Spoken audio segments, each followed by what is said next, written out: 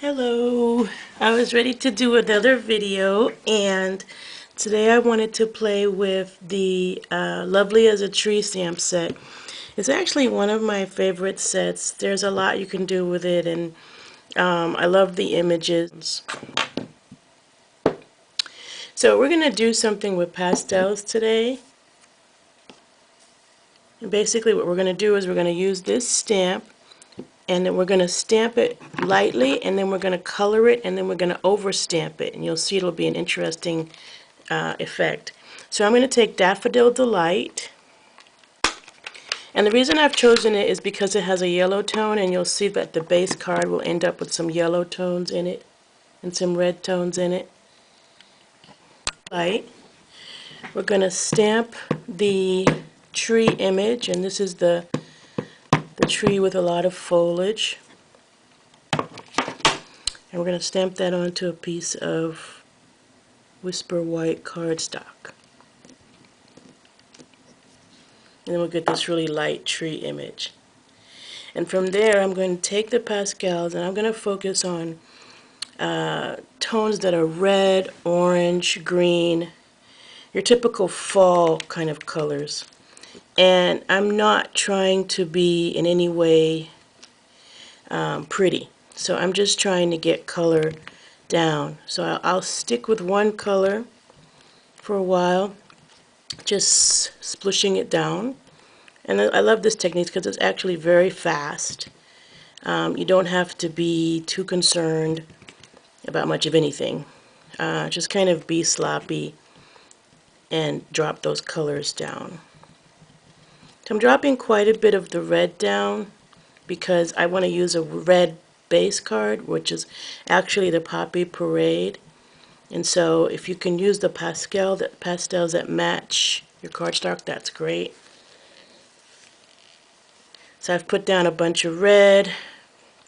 I'm just going to turn this over on the other side, and I'm going to get a few blobs of orange. And I know that doesn't sound like normal, but I like orange a lot, so orange it is. And then after I get a little bit of orange kind of all over the place, I'm going to change my applicator and get a couple of shades of green. So I'm going to take a heavy green, which is like close to the hunter green.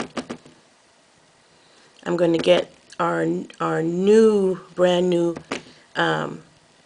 pear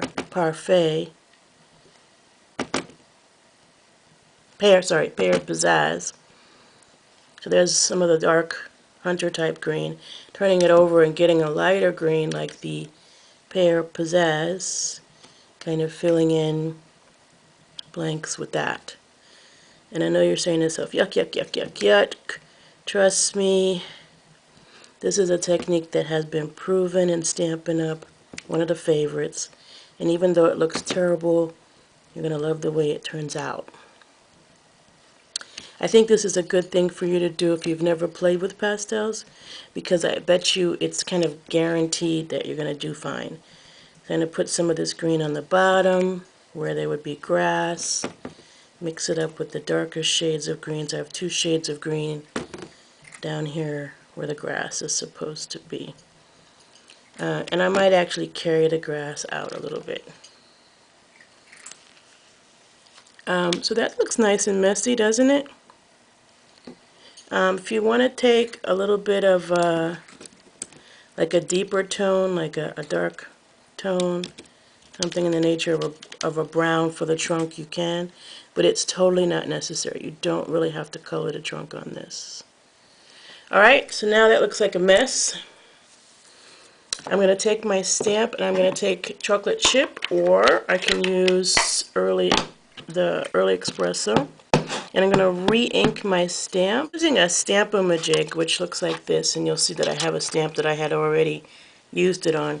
You want to line up the edge of the Stamp-O-Majig with the edge of the plastic sheet, and then you want to stamp literally in the corner of that first. This gives you your template, so now I can perfectly line this up with the image that I had stamped earlier. aligning those corners again. Alright, and now I know that my tree will be perfectly overlaid above the first one.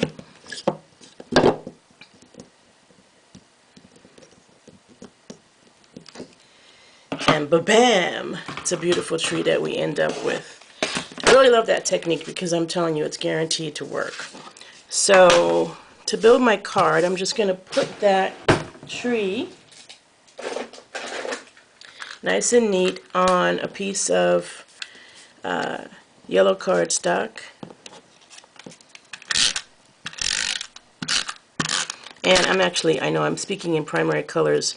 That's actually So Saffron. Drop that down. But I like for you to understand like where I'm thinking when it comes to these colors. I'm really thinking of the primary colors, and I'm looking for shades that would be complementary. I'm just going to put the mounted piece aside. I'm going to take a piece of red cardstock base, which is Poppy Parade, and I'm going to make sure that's at 4 1/4 by 5 1/2. And again, it's a long card.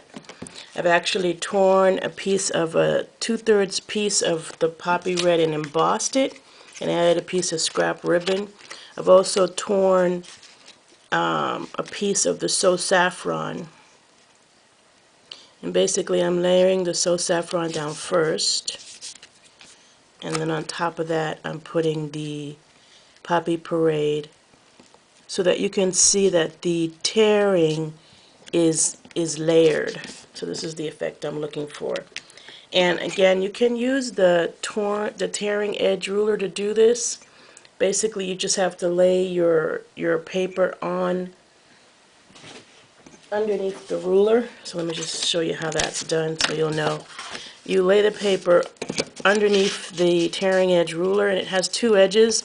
This is kind of more jagged than this one. And I always lay it so that the face is down, because I want my tearing edge to come inward. But it depends on which direction you like, and you should try both. So I'm just going to get it started just by pulling up towards me and tearing. And what I'll get is I'll always get this perfect edge. So there's a kind of a jaggedy one, and then there's one that's a little bit less jaggedy, I guess is the right word. And I just pull up and towards me, and I get these really nice torn edges. So this is a product I'll give you the number to. So I've done that for the So Saffron and for the piece of Poppy Parade that I embossed, and then I put a piece of scrap ribbon again. And now I'm going to just mount this tree with stamping dimensionals. So I was going to put some dimensionals on the back. Excuse me taking it away from you for a second.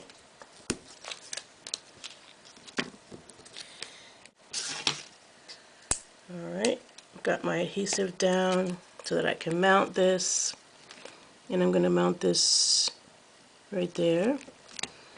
And then for sentiment, I'm going to use the same Early Espresso that I used to stamp on top of the tree. And I'm going to put this sentiment, which is actually from an entirely different stamp set, but I think it works with this. And basically we're done. That's our card for today. Really quick card using embossing with tearing, which I think is a nice look. And also the pastels with the overstamp, which is super easy and fast. So enjoy, and I'll be talking to you later this week. Bye-bye.